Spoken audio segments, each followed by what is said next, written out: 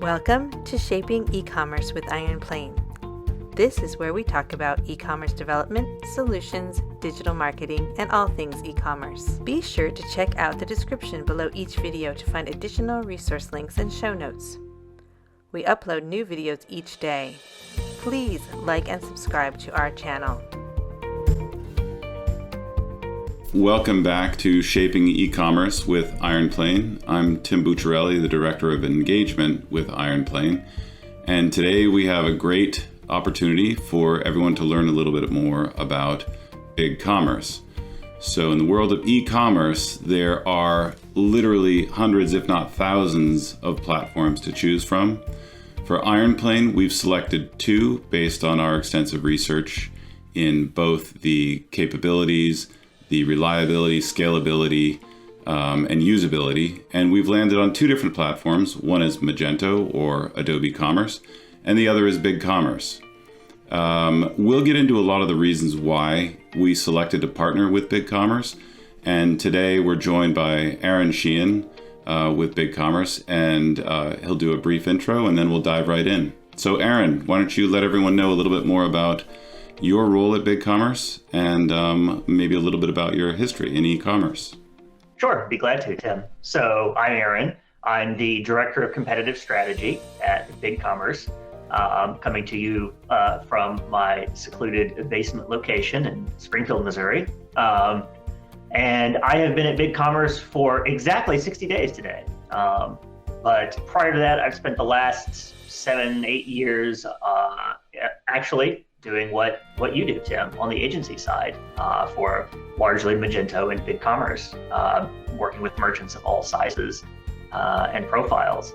And I'm excited to talk about that because we have a lot in common. Yeah, exactly. I mean, even in our pre-recording conversations, it's clear your background in Magento just kind of really informed your path to BigCommerce. And it's really nice because those are languages that we're very familiar with at Iron Plane, and it's really enjoyable to meet someone at BigCommerce who knows in depth the good and the bad with the Adobe Commerce platform, and maybe why people are so keen to check out BigCommerce. So thank you again for joining me today, and let's start just at the beginning, like a little bit of background on BigCommerce. Where did it start? What's its raison d'etre? Why BigCommerce?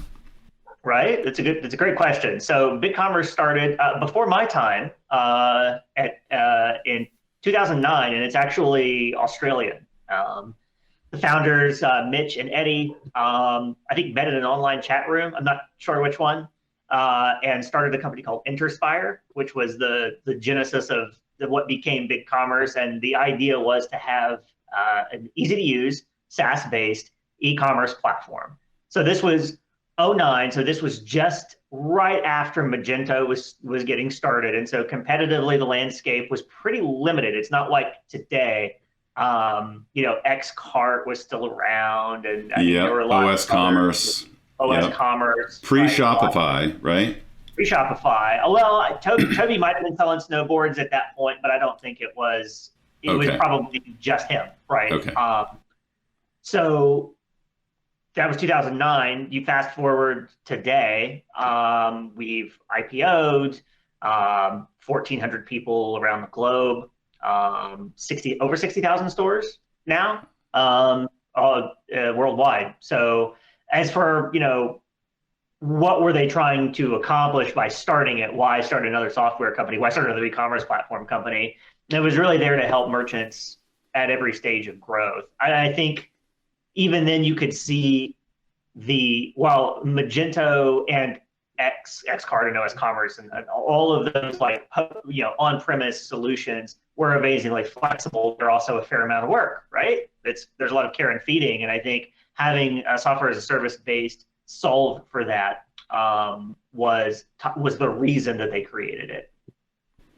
Yeah, and it wasn't software as a service didn't really have much of a presence at that point. It really wasn't top of mind. I think it was a pretty big innovation and depended on a lot of things to fall into place, from the cloud, the hosting environment, the speed with which you could deliver your services, and all of those really came into being right around that time, and just have improved since then, I think.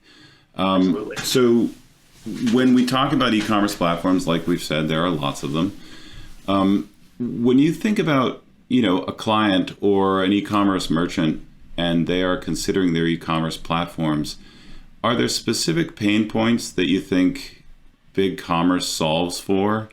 Are there people listening to this, if they are a certain size or an industry or certain pain points, anything that really points them in the direction of BigCommerce?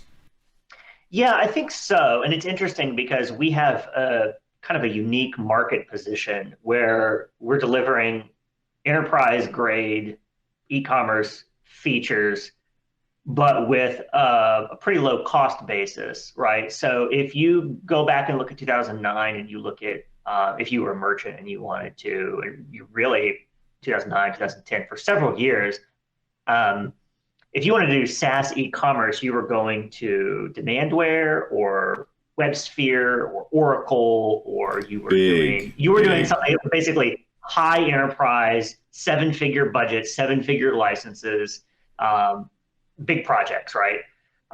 That started to change slowly over time.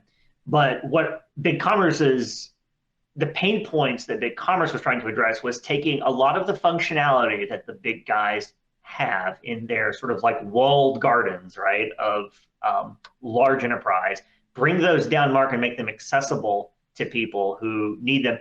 I'm sure you've seen this. It's an interesting almost paradox of the world that we live in, that automation for like operations for e-commerce costs money, but the people who need the automation are usually the smaller merchants who don't have a giant team. That's right. So It's weird that the tools that will deliver the most value to a merchant have been often out of reach of the merchant, and the people who have the giant teams pay a lot of money for a giant suite of tools and often don't end up even using them because they've got a whole team of people to massage their on-site search results or something. They don't need an AI tool to do that. So we've been trying to bring all of that and make it, bring that tooling and make it more accessible to people and lower basically the barrier to entry to get into e-commerce and keep delivering a high ROI of SaaS, not having to worry about installing security patches, right, and doing minor version upgrades and paying a hosting provider and all the things that go into Magento life. So why don't you give us a little bit of an intro to the acronym SaaS and what it means today and what it compares to in the on-prem hosting? Yeah, absolutely. So SaaS is an acronym for software as a service. And it's on-prem, and I agree, it's a little confusing because you're right, it's not necessarily on. In fact, these days it almost never is on-prem in my experience. Yeah. But you are, if it's an on-premise software, the way you and I are using the term, the way vendors are using the term, it means that it's software that you're licensing, but you as the user have to host that software on a server somewhere. It can be in your basement, it can be in your janitor's closet, it can be in a data center that you own and operate, or more commonly now, it's in a data center that somebody else operates, like a Rackspace or a GoDaddy or someone like that. And you buy the floppy disks, you have to put them into a computer, install them on a unit, and host them somewhere. Software as a service basically simply means that when you sign the license for the software, the vendor actually takes care of the hosting and the security, the backups, the monitoring, and all of that stuff. So it's one license for both the delivery of the software and the software itself and its continued development. That's the difference, basically. Yep. And it's essentially a subscrition. Yes, right? exactly. I mean, you're subscribing to a service, and it's an ongoing service. And you use the example of a CD, which some of our audience will recognize what that is. But a CD, which has an album on it, and you own that CD after you purchase it. You can play it in your car, you can play it at home, versus an audio file that you stream. You don't own it, but you subscribe to Spotify or YouTube Music or whatever, and you're streaming that music temporarily, but it's through a subscription that you have. So that's essentially a similar kind of difference, I'd say. That's helpful to understand the difference between the two. So All right, we've talked about a little bit of background, talked about the difference between SaaS and on-prem, talked about kind of typical pain points. And so let's dive into competition. This is where, Shopify, I always refer to them as the 800-pound gorilla. Now, the 800-pound gorilla 10 years ago was not Shopify. But they definitely are today. And, you've got WooCommerce, you've got Magento, you've got Shopify, you've got BigCommerce. BigCommerce to me feels like a smaller startup who is, not a startup, 2009, respectfully, but, that is pulling merchants from each of these different platforms because they have some type of competitive advantage. So I'd like you to talk a little bit about, maybe one at a time. Let's talk briefly about Shopify first, and then go into Magento, and then finish up with WooCommerce. For me, sure, the Shopify and Magento are the most interesting, but WooCommerce is also, very prevalent out there. Yes, it has a rich history of existing. Yes. So Shopify, it's interesting. And full transparency, when I was in the agency world back in the day, and I was, evaluating SaaS platforms, I went to a Shopify Unite. I read through the documentation, joined the partner program, and even built and launched the site on Shopify. And we get compared a lot because we are the two leading, e-commerce SaaS vendors in that mid-market, and SMB space now. But the reason I think they're the 800-pound gorilla is that we're pursuing different strategies. So Shopify, a large percentage of Shopify's revenue comes from payment processing, right? They signed a deal with Stripe very early on, that ShopPay, that I'm sure you've heard of and probably used, a lot of people certainly have, is payment processing fees, and they actually charge you more if you want to bring your own payment processor to Shopify. They really, really, really do want you to use their own branded payment processor, and that's a lot of money that throws off, and a lot of that has funded an enormously successful marketing organization.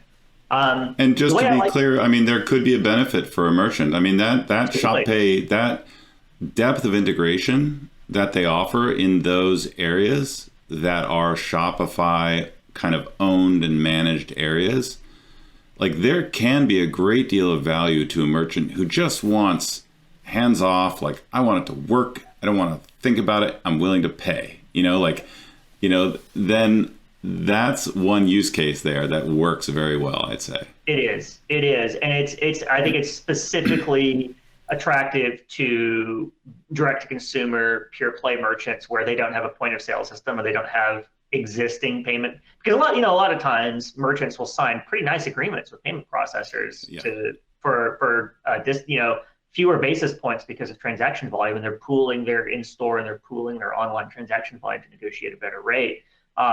ShopPay is great if that's not a consideration for you in a lot of respects. The way I like to think of it is Shopify has built a very nice green bag for merchants to live inside. Inside that green bag, they've got ShopPay. They've got Audiences, which just rolled out, which is kind of like baby's first segmentation builder for Facebook. They've got they're investing clearly in 3PL. There are a lot of things where there's a green version of lots and lots of partners, providers, and solutions all inside the green bag, and they are taking a cut out of every single piece of it, which is not wrong, right? Because they are building it, they are at least white labeling it. That is a totally valid strategy. It is not our strategy though, which is why I think that as time goes on, you will see that while BigCommerce is moving this direction and Shopify is moving this direction, we are currently very close to one another, but over time, I think you're going to see our market positions diverge because of that differentiation. But we're very focused on the platform part of being an e-commerce platform, right? So a lot of our effort, a lot of our time and effort gets reinvested into bringing more and more enterprise-like features into the core and making them accessible. So a really good example of that would be our multi-storefront, right? That launched a couple of months ago. You can now, inside of BigCommerce, you can have multiple stores on separate domains, separate URL structures, all run from one instance of BigCommerce. So totally localized catalogs, right? Totally localized everything, right?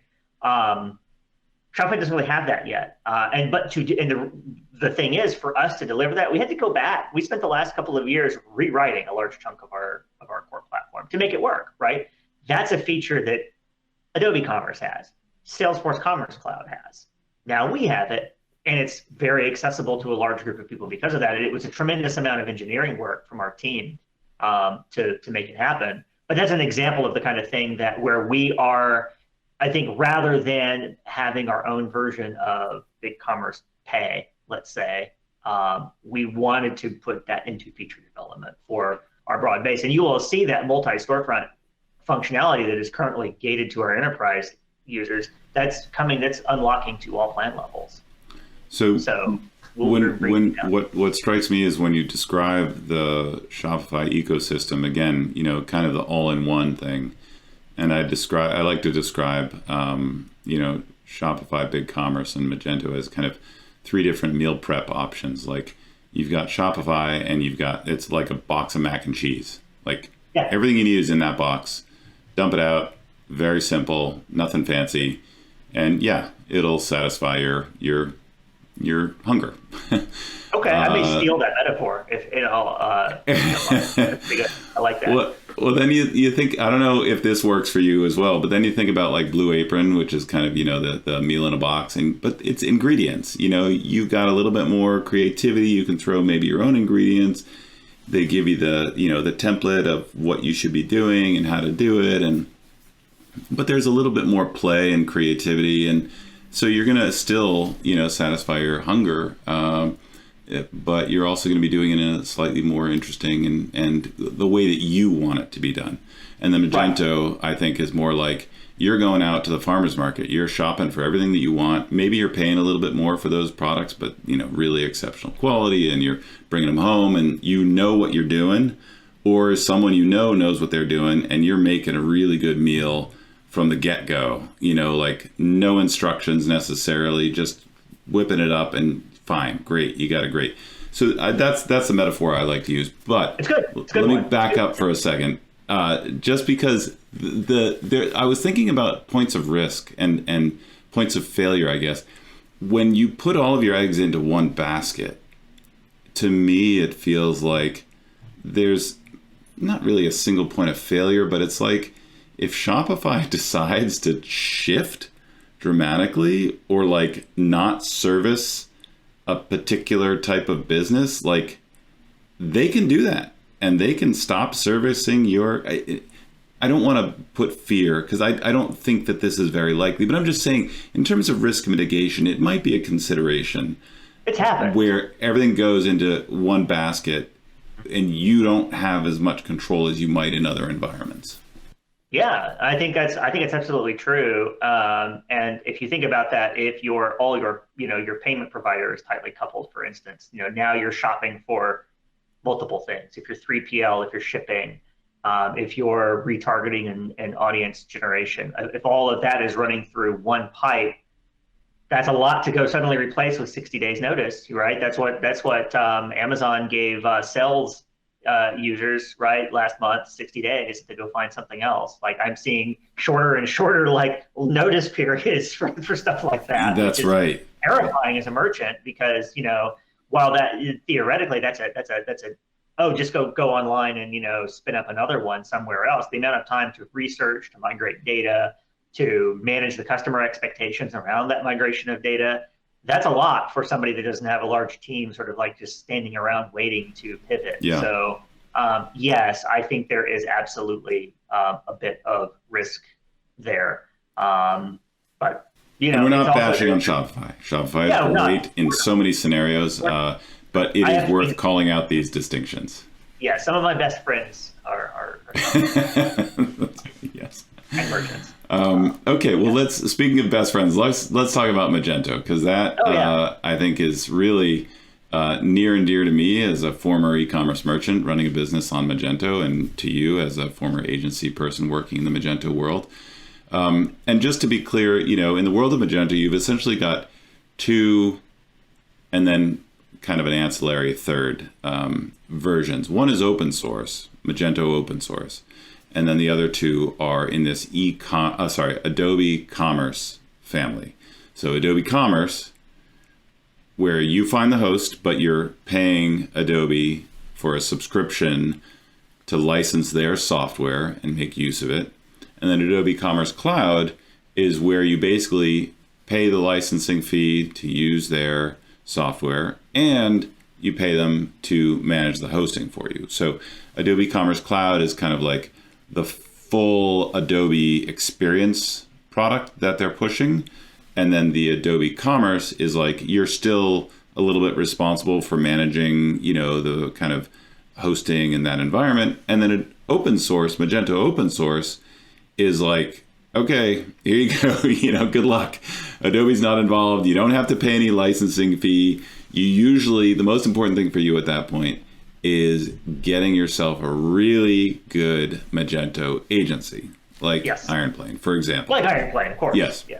But let's dig into some of the differences from your perspective when it comes to BigCommerce and the world of Adobe Commerce. Yeah, this is the topic that's nearest and dearest to my heart. Having spent so much time in that world, I've Magento certified 1 and 2, and have done lots and lots and lots of builds and delivery and public speaking on the topic and all the rest. One thing I wanted to bring up too is that I don't want anybody to get the idea that Magento Commerce Cloud is SaaS, because it is not. And this is a thing that it comes up a lot when talking to merchants, because Magento themselves are not particularly clear on this point. They call it PaaS, or platform as a service. I don't even want to get into that, but I think the important part to understand about that is, even with the Adobe Commerce Cloud, where they're taking care of the hosting, it's not a multi-tenant solution where they are going to automatically apply security updates and patches. No, it's right, isn't it? AWS hosting. I mean, it's virtual. It's platform.sh sitting on top of AWS, and I think there's Azure in some regions as well available for people that are. It's another hosting option. It's essentially. It is just another hosting option, and I think that it should be evaluated as such. But it's not SaaS, even though I have heard it described as SaaS. It's like no, that's not what we're doing at BigCommerce. So, you did a really good job, I think, setting it up. But basically, Magento / Adobe Commerce is open source software that you, as the merchant, are responsible for building on top of and keeping up to date. So Adobe releases, I think, 3 security patches a year that are scheduled, or minor releases anyway, that are scheduled. There may be sort of on-demand security patches as stuff comes up during the year. And about every 2 years or so, you'll get a major version. You'll go from a 2.4 to a 2.5 thing. That's the working model. We don't have too many years of. I think Magento 2 came out in 2016, late 2015, early 2016. Yep. So we've only got a few years of history there, and it's been kind of like this in terms of release cadence. But I think this is what they sort of netted out to. So every time that happens, you as a merchant need to go in and update that, and that will usually align to things like a PHP version end of life, or a MySQL version end of life, or some piece of the framework that has to be replaced. Right? Tech stacks are always going end of life and getting replaced by something else. And all that has implications for you if you're using any piece of that, right? And so it takes a lot of care and feeding to comparatively to keep a Magento site up and performant and patched, because you as the merchant are responsible for all of it. Even with Adobe Commerce Cloud, you're still responsible for that as the merchant. So I came to actually BigCommerce because when I had a lot of merchants that were going around Magento 1, right? And Magento 2 end of life was coming out. And when Magento, and this is pre-Adobe, when Magento announced that, they said, hey, everybody, you got 3 years to get out of the pool, right? Magento 1 is end of lifing in 2018, November 2018. no extensions, no takebacks, right? And so everybody in the partner ecosystem, and we were like, oh, okay, 3 years, like 3 years and 2.0 isn't ready to build on. So we're like, the calendars are closing in around us. And I started hunting around because there were merchants that were just not wanting to go through the Magento. They were too small, right? They didn't have, it wasn't even size. It was more like their business was not complex enough to require them to bootstrap an entire experience from a box of parts, right? They didn't, we'll go back to the meal prep thing. They were overwhelmed going into the grocery store or the farmer's market and trying to figure out what they needed. They actually needed a highly opinionated solve because what they were doing was not complicated, and it was solved by multiple options on the market now.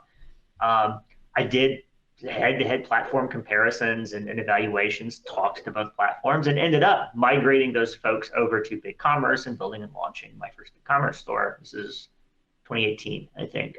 And I was pretty impressed with the platform, with the kind of stuff that you got out of the box that you didn't have to install a third-party app for. The support seemed really good. The people were very accessible. They were very partner focused at BigCommerce, which was nice. And one of the things that really struck me was how easy it was to move from Magento to BigCommerce. There was a certain amount of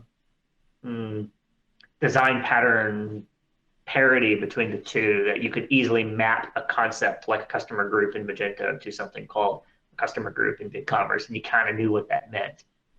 Which was great. The other thing is that BigCommerce has always been been pretty good for B2B. There's a lot of B2B merchants on Magento, and Shopify has never really played in that space. And BigCommerce, because they have customer group pricing and gated logins and stuff like that, you can build a lot of the things that you could do in Magento for B2B users. You could just do in BigCommerce, and again, not have to go plug in an app or do a bunch of extensive customization. So there's been a big transition of folks from Magento to BigCommerce. I would say they're probably right sizing their e-commerce platform in a lot of respects, and certainly lowering their cost to do so. Magento, I think, remains a fine option for I think larger merchants who have an IT team or have the custom needs to have somebody come in and build and maintain. It's not even the build, it's the TCO, right? Like that's right. Just, you never stop shoveling coal into the boiler with Magento, and as long as you're cool with that, I think it's a fine solution. A lot of people aren't. So yeah, I was just thinking, in a lot of what I try to encourage people who come to us and say, I'm looking at maybe moving off of Magento, or maybe upgrading to Magento, and they're trying to make a decision, and total cost of ownership is really what I try to focus on. And I try to encourage them to consider, okay, if you're on Adobe Commerce Cloud, let's say, you're paying for the licensing, you're paying for the hosting, and you're likely going to need an agency. So you're going to be paying a monthly support fee, because agencies don't work just when you need them by the hour. Like, they want a retainer, or they want to work with you, for a long period of time. And so it's worth it. And then your internal teams, your overhead, that may be a sunk cost, but whatever.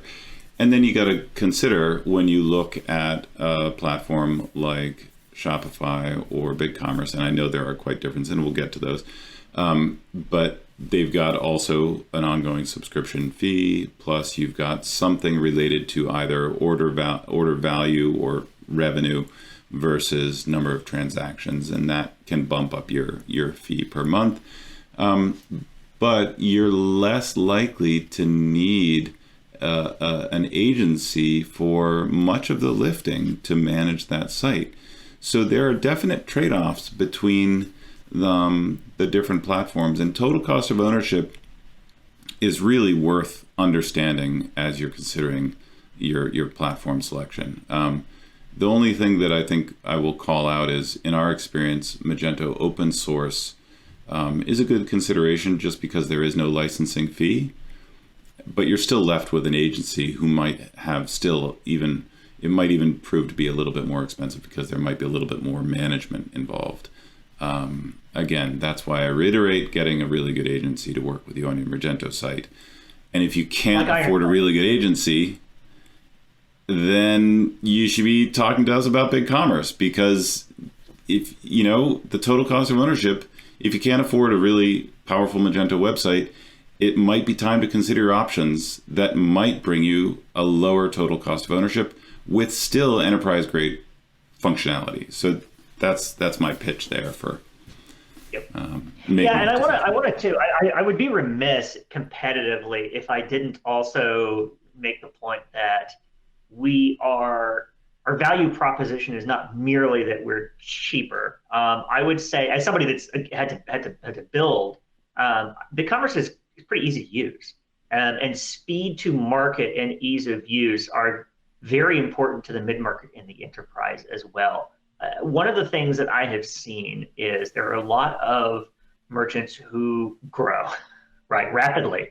COVID, really boosted a lot of people, but a lot of if you're doing a good job, you've got your operations down well, you'll grow just organically, double digits every year. And the speed to which you can maybe buy a competitor or acquire someone and pull their catalog and migrate their URL structure, their customers into yours, that you can open in another market internationally, open up a new payment method. I want to start using Apple Pay. I want to start, that's a common one, right?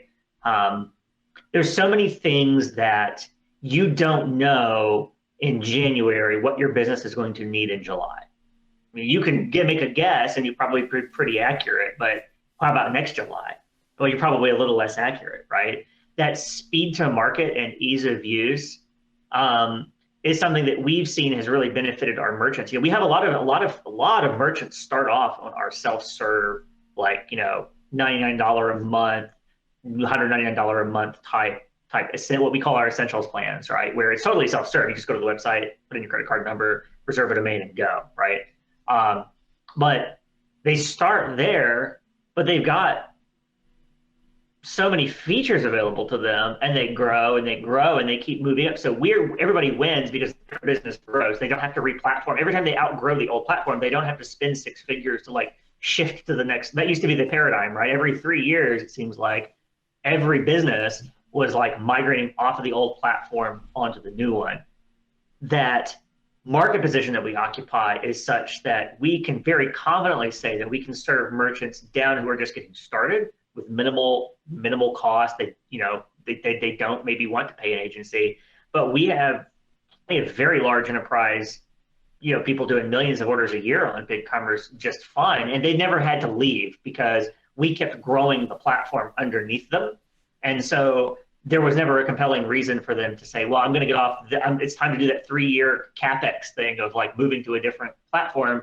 We eliminated that need for them. So hopefully, if we're doing our job right and our partners are doing their job right, a BigCommerce replatform should be the last one you ever have to do because of the fact that we are able to serve such a wide audience. And I think that's what makes us unique. So I just want to be 100% clear. I would get in trouble if the market position was just well, we're like the great value version of yeah. Really clear that I wouldn't be honest. I wouldn't have moved from the Magento and Salesforce ecosystems into the BigCommerce ecosystem, if that was if I thought it was another version of Wix, right? That's a great point. Yeah, because it's not only about total cost of ownership. That's for sure. Yeah, and I think in my experience with choosing and working with a CRM, it's very interesting. What I've found is that the adoption really makes or breaks the solution. So you can buy the best of breed technology for your company, but if 10% of the staff they use it 10% of the functionality, that's not really you getting your money's worth. And so the adoption is, in my opinion, directly correlated to the ease of use, and the ease of use, in my experience with BigCommerce, is fantastic.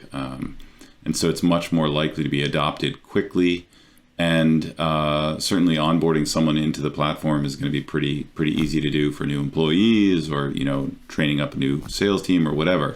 So I agree. I thank you for making that point.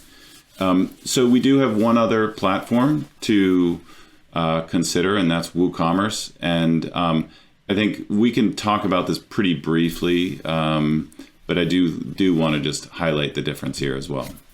Yeah, absolutely. So Woo is the WordPress's e-commerce platform, right? That's literally what it is. And so the install base is enormous because WordPress, I want to say, there was a lot of tech. There was like a tech burst of excitement 2 months ago, I think, when WordPress actually lost a little bit of market share in the Alexa rankings for how many pages on the web were powered with. It was the first time that it ever happened, so everybody lost their mind. But WordPress has been baby's first website maker for a really long time, and it powers an enormous amount of the web. My 10-year-old has her blog on a WordPress site. But there are also plenty of large businesses running their sites on WordPress. Like Magento, it's what we were calling on-premise software. You get WordPress and then you put it somewhere to manage it. They do have a SaaS offering, or at least a managed hosting offering of Woo. Where I see Woo usually, and I've traditionally not run into it that often because Woo is very much usually for very small businesses or for businesses for whom e-commerce is a very thin channel. And so you'll see a lot of people that are heavily invested in WordPress as their content management system for their brochure site, their corporate information site. And they're like, hey, we've got 3 products we want to sell. How can we quickly make pages with a product and a buy button and a basic cart and checkout? Well, Woo is a really quick answer to that because you don't have to really move much around. It's a WordPress add-on. Yeah. Yeah, it is. I mean, literally, like a product in WooCommerce is a custom post type in WordPress. Like it's like your product that you're selling is just like a blog post. And so we, in the Magento world, I did a fair amount of moving, like that 3 years. Like, well, I outgrew Woo and it's time to move to something like grown up. Right? There was a pretty decent stream of people leaving Woo and moving to Magento because same model. It's on-premise software, it made people understood it, but it was you move from Woo to Magento and the amount of tools available to you are blow your mind because Woo is just not really built right for the kind of stuff that you can do with Magento. On the BigCommerce side, a few years ago, we built a plugin to sync. You could have a BigCommerce site sitting alongside your WooCommerce site on a reverse proxy. WordPress site. A WordPress site. Yeah. Okay. Yeah. Yeah. WordPress for content, and run the cart checkout through BigCommerce, basically the plugin that syncs products and customers between the two. And that's been pretty successful. It's sort of headless by some definitions. That's sort of like a headless solution. By other definitions, that is not a headless solution. People get very opinionated about that. So I won't call it headless because I don't want to upset anybody.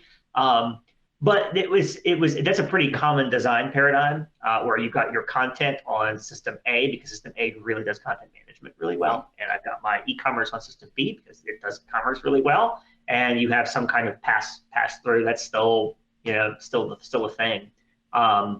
So we built that plugin to sort of serve that market because we wouldn't want somebody to feel like they had to leave their really successful WordPress site, but we don't necessarily want people to have to use Woo just because from a security footprint standpoint, Woo and WordPress sites are pretty notoriously hacked a lot because the install base is so large. The plugin ecosystem is totally unregulated and unmanaged and uncurated, and so it's not hard to have. It's not unheard of to have somebody selling on Woo have someone on their staff install what they thought was a good plugin for their WordPress site, and then it actually put credit card skimming code in the Woo part of the checkout, right? So we were like, oh, let's not force people to totally migrate off of WordPress, but let's at least have a better cart option for people who want to stay on it. So Woo is there. It's there if you need it. Usually what I see is that it's very much it's like training wheels, right? People just don't stay on it for very long who are experiencing any kind of growth. So I think that's a good wrap up on the competitive scene. And anyone listening who is considering what their next step in e-commerce should be, they can reach out to me directly, and I can put you in touch with Aaron or someone on his team, probably not Aaron actually, but someone on his team, and get a conversation about whether BigCommerce is right for you, and we can talk openly about whether Magento is right for you. We don't feel really strongly either direction. Our ultimate goal is just to make sure that our clients are finding the best platform for their business. And even if that means sending them off to another agency to manage a Shopify launch for them. But we feel pretty comfortable in that the majority of people we speak to can be serviced best by either BigCommerce or Magento. So with that, let's talk a little bit more in depth about the BigCommerce platform options and pricing. So if you could just give us a quick breakdown of that, and especially on the enterprise side of things, we'll get to the kind of specific pricing structure there. Yeah, absolutely. So I think I mentioned it earlier. So we have two flavors, right? We have Essentials, which you can just go to the website, go to bigcommerce.com. Up in the top left, you'll see a navigation prompt to click on Essentials or Enterprise. I think by default, you land on Enterprise. Click Essentials, it'll take you to a landing page specific to that. And that is, as I mentioned, the self-service.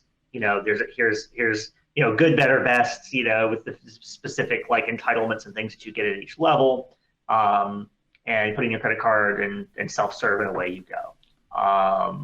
And then there's our Enterprise, which is basically our self-serve options top out from a revenue standpoint. Once you get over like $400,000 a year in turnover GMV, you sort of qualify for our enterprise level pricing. There's a separate B2B edition that we have. It's basically the core product. We bought Bundle B2B, which was a big that acquisition happened, I think, my first week here. And so I think the specific go-to-market there is still being ironed out. But effectively, if you need specific B2B functionality that the core platform doesn't already give you, there is also an option for that. The pricing, I'm not in sales, right? So I'm not printing the calculators and things like that they're using. But I know that basic enterprise pricing, generally speaking, is going to start at around $1,500 a month or so, and it's really priced based on order volume. We're really, I think, trying to get to a price per order model. Okay? Yeah. Because it's very easy to understand, it's very easy to communicate, and it kind of ties the value of the platform back to what you're getting out of it. So if your average order value is going up because you're successfully cross-selling, we're not penalizing you. You're paying the same amount per order, right from us. So yeah, that's our pricing model. And then at various enterprise tiers, you'll get additional entitlements. We have a large professional services team. So project managers, technical account managers, customer account managers, customer success managers. Like there's an entire army of professional services folks who work with you as you climb the ladder. And again, it's not, a lot of times people aren't just coming in right at the enterprise level, although that certainly happens. People are often coming in at a smaller level, and we're always picking up the phone and calling those merchants that are growing and saying, hey, you're now eligible for more stuff from us because you're ready for next plan level.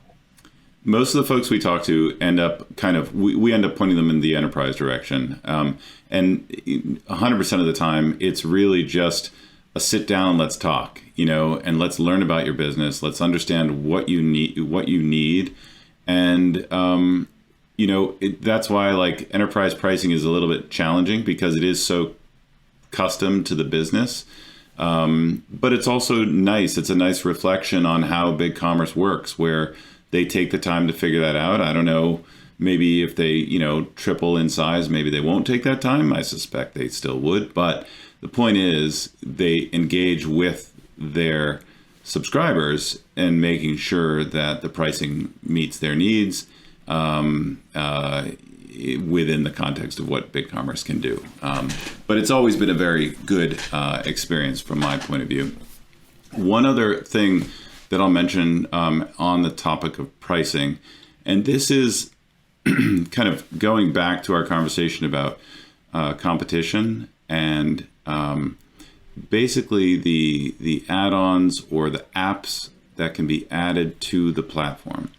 So I remember someone telling me at one point when we were discussing the competitive landscape between Shopify and BigCommerce that, out of the box, to get the same functionality out of the box that you get with BigCommerce and to get the same in Shopify, you'd have to install like 30 different apps on the Shopify platform in order to get.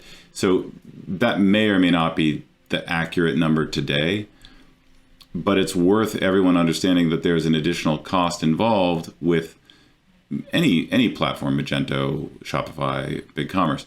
But what's important here is that BigCommerce has built in, this out-of-the-box functionality, this native functionality that's covers much more landscape than what you would find in Shopify. Is that still an accurate statement, you think? It's an accurate sentiment. I don't know that I want to be on record stating specifically that it's 30 apps because that's an extremely variable calculation based on specific feature requirements and size of merchant. There's Shopify Plus versus regular Shopify, for instance. There's some nuance to how they gate specific features and things like that. But in general, yes, and in fact, that is the reason why back in 2018, when I was doing platform consulting for merchants, I did end up picking BigCommerce because I simply laid out like, okay, they're on Magento, they want something very basic like layered navigation. Well, BigCommerce comes with it out of the box. Shopify would have been an app install. And, I kept running into little things like that when I was evaluating Shopify. And it brought the cost up and the complexity up because those apps, the more apps you install, the more likely you know this from the Magento world, the more plugins you install, the more likely two of them are going to collide somewhere in the code base. And, you're going to have two plugins that try to declare the same variable name or something like that, and you're going to make your JavaScript freak out. So that is one of the reasons why I think we are better positioned to serve all of the different sort of personas of a merchant, from the startup and the small to the large and the enterprise, because of that fact. Yeah. Okay. Yep. Cool. Let's touch briefly on headless e-commerce. I knew it was coming. Yeah. And we don't have to spend too much time. I'll introduce this just briefly. Like, headless is a really trendy topic, and it's really cool in concept. It is something that is not for everyone, so it's worth just touching a little bit on it. If it turns out to be right for you, it's worth knowing kind of where BigCommerce fits into that world. Yep. So, headless. And it's a strange term because there is technically no such thing as headless commerce. There can be headless platforms, like Commerce Tools, right? Is a headless platform. But it effectively means decoupling the front end from the back end of your store, so that the front end, the pages, right, the experience that a customer is, where they're interacting with your brand, is running on different software than the software that is managing your product data, your customer data, your order data, facilitating the payment transaction, the shipping calculations, and all the rest of it. So what you'll hear is usually a point of view. You'll hear people talk about monoliths, and it's usually somewhat derogatory when they're talking about monoliths.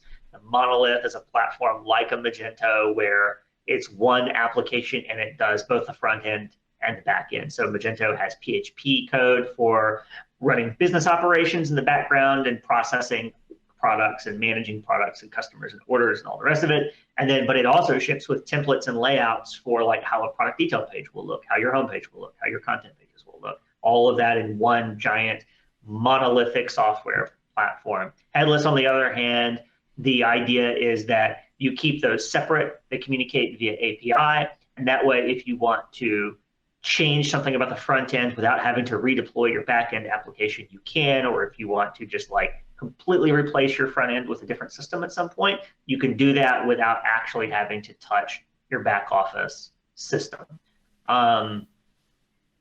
It is a very popular topic, and we have a lot of customers who are doing headless, who have headless sites. It typically is much more popular among merchants who have an existing IT staff because there's a fair amount of labor that goes into making that all work for the first time and keeping it up and running. And also, for you to take advantage of the freedom that it gives you, you're also going to be more developer dependent on making those changes. But for some merchants, it is a solid solution, especially people that like to constantly swap things out but yet don't want to go through a full re-platform or major migration every time they want to swap things out. We are actually there's an organization called the MACH Alliance, MACH. Yeah. I gotta say that in the it's just an acronym, but I feel like I should say it in German and like roll the H at the back. It stands for microservices, API, cloud native, and headless. Basically, is what that stands for. So our engineering philosophy at BigCommerce is what we call open SaaS, and it's a sort of a portmanteau of open source and SaaS. And we are we have been for a long time very open to, you want to build on BigCommerce, but you only want to use some of the platform, but you want to use your own other pieces of it, right? We're totally fine with that. You can license BigCommerce, and if you want to have your own front end and use our APIs to pull product data out to show on a page, push order data down to populate an order, you can do that. We're composable in that way, which is how we are in the MACH Alliance, right? Magento, not in the MACH Alliance. Salesforce, not in the MACH Alliance. Lots of platforms are not. And so we are very customizable, very modular in how we are built to allow for that flexibility. But sort of going back to your meal kit example, when you buy BigCommerce, you still do get a recipe card and pre-measured ingredients all wrapped for you, right? So that if you want to, say we've given you the cardboard tray with the 6 different veggies to put in your pasta, and you're like, I don't like 3 of those. I want to put different ones in there. Peel the plastic off, dump the ones that we gave you out, put your own in, and then put it all in the pot and cook it. And then you can do that at will. That's totally fine. That's less possible with sort of those monolithic applications where if you're using Magento and you're like, hey, I want to handle something completely different than the way Magento does, you're in for a fair amount of work. I know this one from firsthand experience because I've done this. It's not nearly as easy as you might think. So that's pretty much what we see. And what's interesting from a market perspective is headless is very popular in Europe, and less popular here in the States. Cultural and economic reasons driving that. So one is not necessarily better than the other. We have lots of customers who are on headless builds that work quite well. I was shopping for sofas over Memorial Day weekend.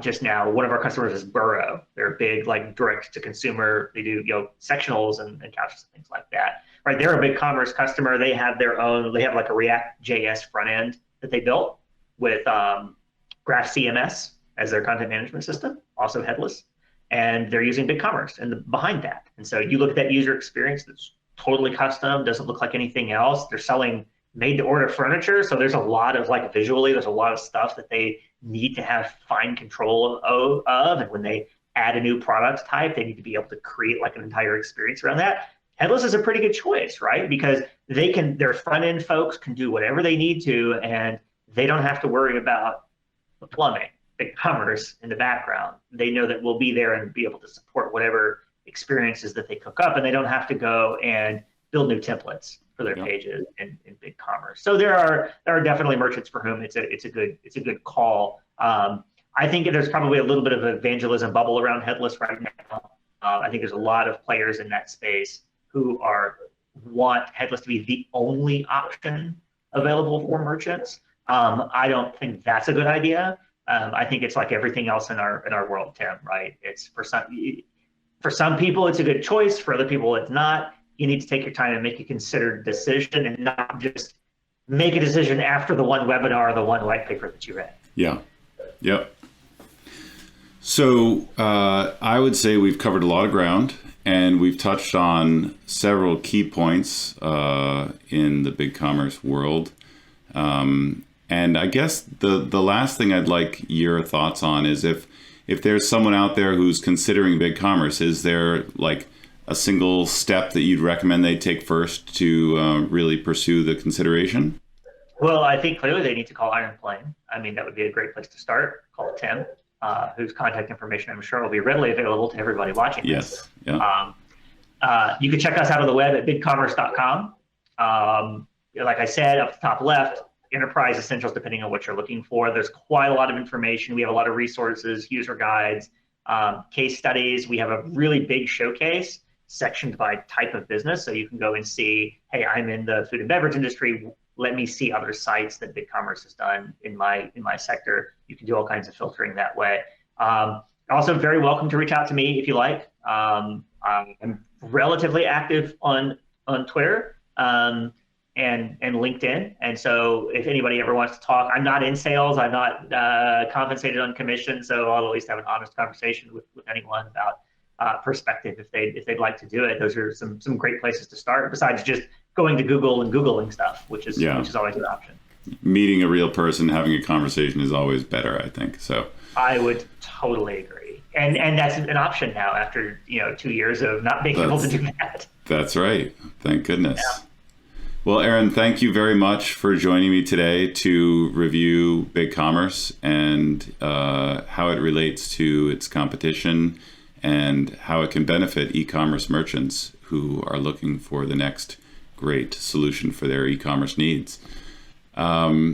So I guess we will put in the show notes links to some of the websites that you referenced, as well as links to any of the areas of the BigCommerce site that you referenced, just to help guide people along who have listened to this episode. And again, this was Iron Plane's Shaping E-commerce, and we'll look forward to maybe diving a little bit deeper into some of the areas within the BigCommerce platform with Aaron or someone else on his team in the future. Thank you again for joining us today. Thanks, Tim. For more insights on how to improve your e-commerce website and for a free consultation, visit ironplane.com. Follow us on social media and like and subscribe below.